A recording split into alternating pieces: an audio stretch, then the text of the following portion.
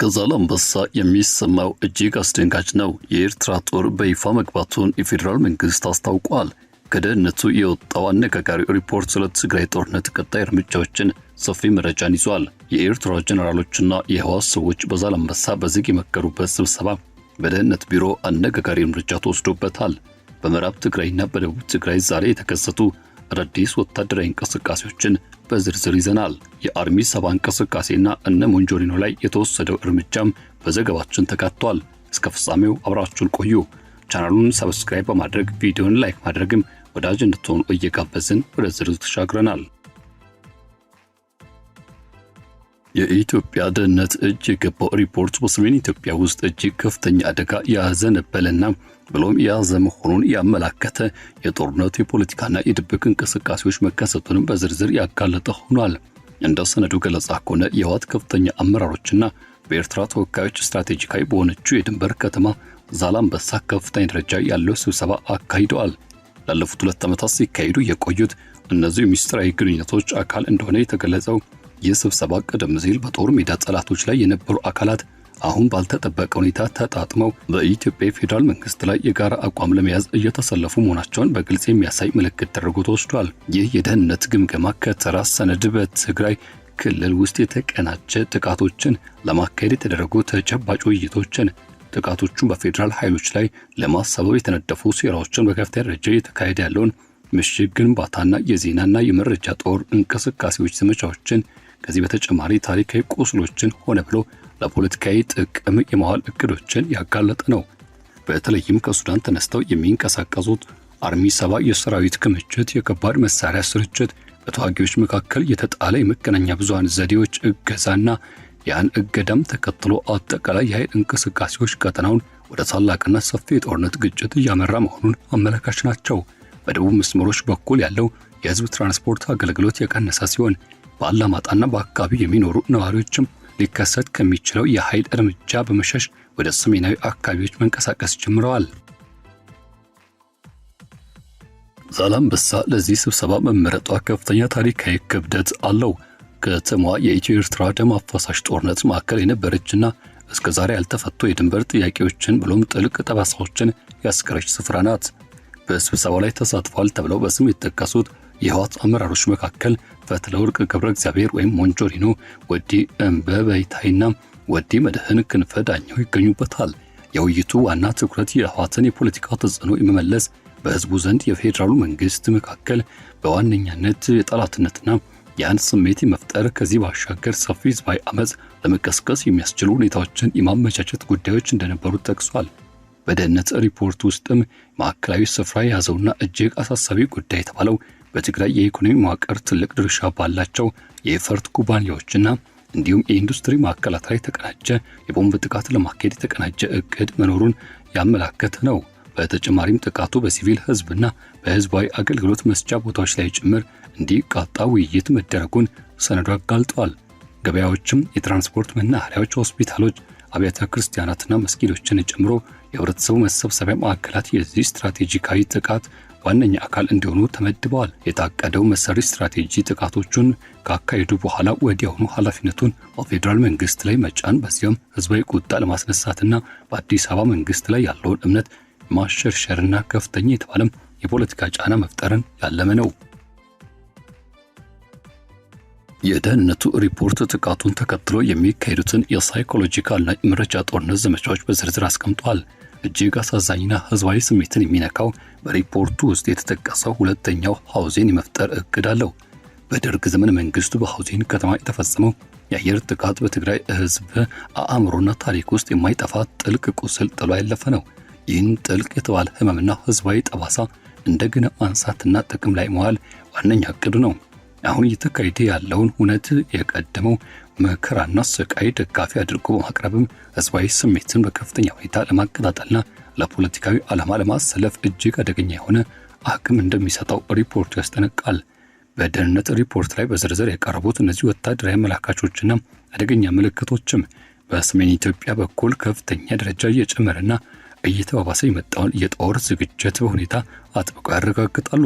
ከህወሓት ጎን የተሰለፉ ሚሊሻዎችና የተዋጊ ኃይሎችም በበርካታ የውጊያ አቅጣጫዎችና ስትራቴጂካዊ መስመሮች ላይ ሰራዊታቸውን በማከማቸትና ምሽጎቻቸውን ማጠናከር ላይ እንደሚገኙ ተገልጿል። በተለይም በራያ ባላ፣ በዞብል አቅጣጫ፣ በዋጃ ጥሙጋና በመረዋ አቅጣጫ ከዚህ ባሻገር በኮረም የውጊያ መስመሮች ላይ ሰፊ የኃይል ስብሰባ እየተካሄደ ይገኛል።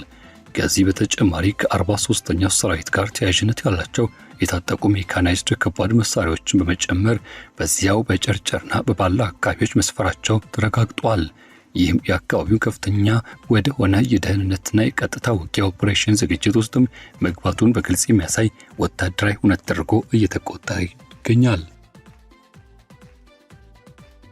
ይህ አደገኛ ሁኔታ ከቀጠናው የፖለቲካ ሁነቶች ጋር ተያይዞ የስጋቱን ገጽታ ይበልጥ ያወሳስባል።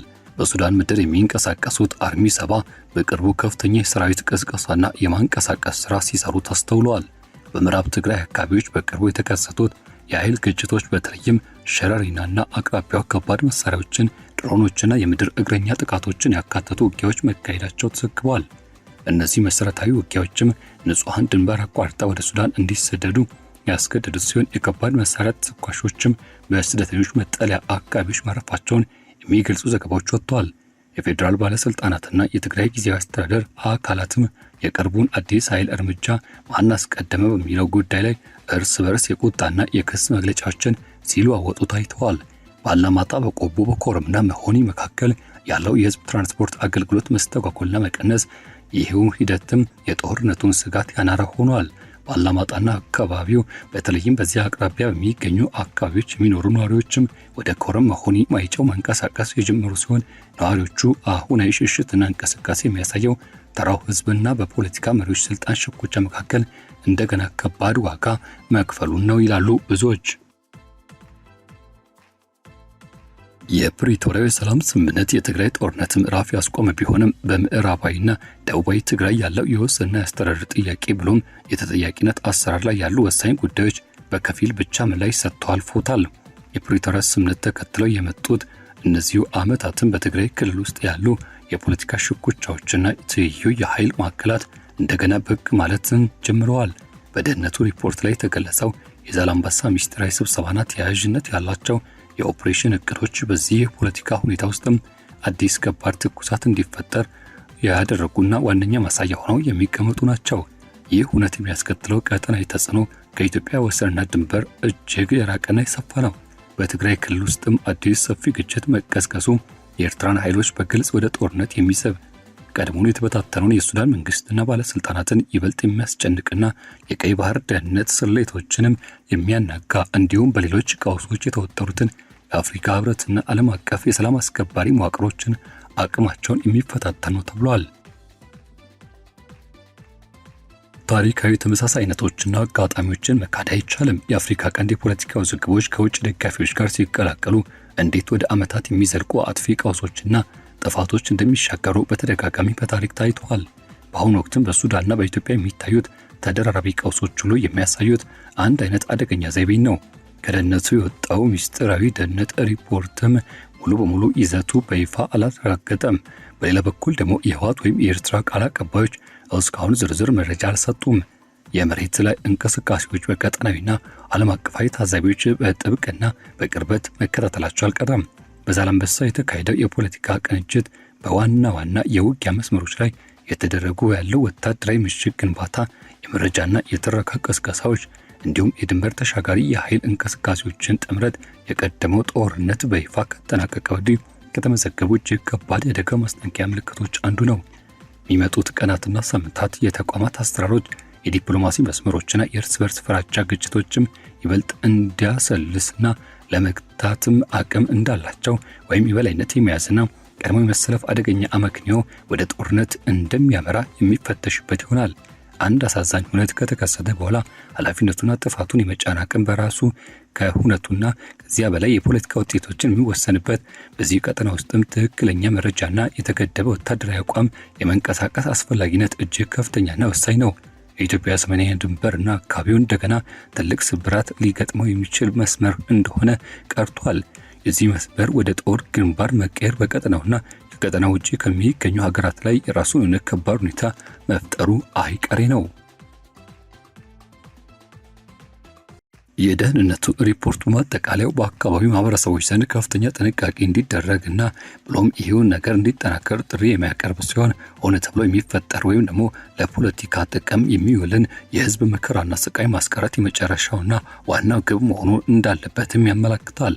በሚቀጥሉት አጭር ጊዜያት ውስጥም የሰሜን ኢትዮጵያ ጉዞ አቅጣጫ ከፕሪቶሪያ በኋላ የተፈጠረው ስርዓት የሚያጋጥሙትን አስደንጋጭ ድንጋጤዎች የመቋቋም አቅምን ያለው መሆኑን ወይም ደግሞ የሚስጥራዊ ቅንጅት ወታደራዊ ዝግጁነትና የመረጃ ጦርነት ውህደት ቀጠናውን እንደገና ወደ አጥፊ ጦርነት የሚመልሰው መሆኑን በግልጽ የሚያወጣ ይሆናል።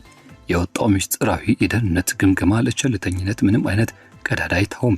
የፖለቲካ ወታደራዊ መረጃዎችና ሰብአዊ ይዘት ያላቸው ተደራራቢ የቀውስ አካላትም ቀድሞውኑ ወደ እንቅስቃሴ መግባታቸው በዝርዝር ተገልጿል።